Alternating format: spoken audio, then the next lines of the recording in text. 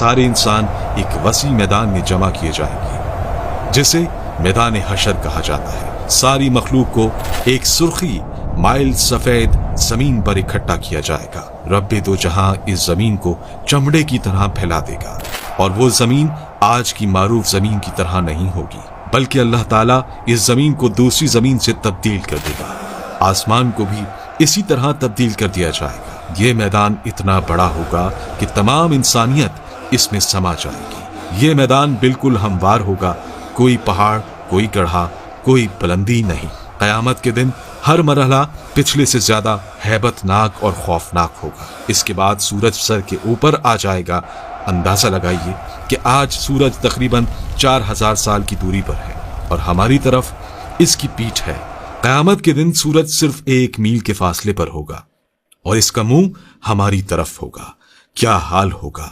हमारे भेजे गर्मी की शिद्दत से खौल रहे होंगे और इतना पसीना बहेगा कि 70 गज जमीन में जज्ब हो जाएगा। फिर जो पसीना जमीन ना पी सकेगी वो ऊपर की तरफ आएगी। वो पसीना किसी के टखनों तक होगा तो किसी के घुटनों तक पहुंच जाएगा। कोई कमर तक इसमें गर्क होगा तो कोई सीने तक इसमें तैर रहा होगा।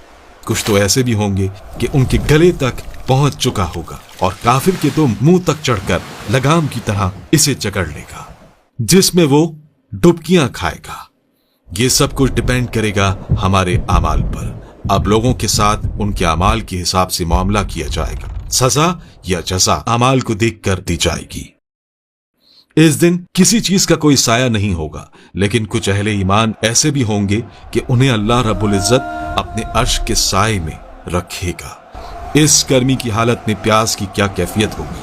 हाल ये होगा कि जबानें सूख कर काटा हो जाएंगी। कुछ तो जबानें मुंह से बाहर निकल आएंगी। दिल मुंह को आए होंगे।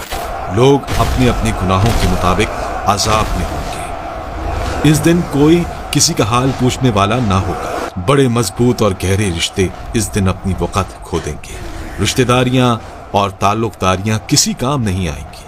यहाँ तक कि सगे रिश्तेदार जो दुनिया में एक दूसरे को देखकर जीते थे, इस दिन एक दूसरे से जान छुड़ाएंगे। भाई भाई से भागेगा, माँ औलाद से पीछा छुड़ाएगी तो औलाद माँ से दौड़ेगी। बाप बच्चों से बेजार होगा तो बच्चे बाप से भागेंगे। बीवी शौहर से भागेगी तो शौहर बीवी से भागेगा।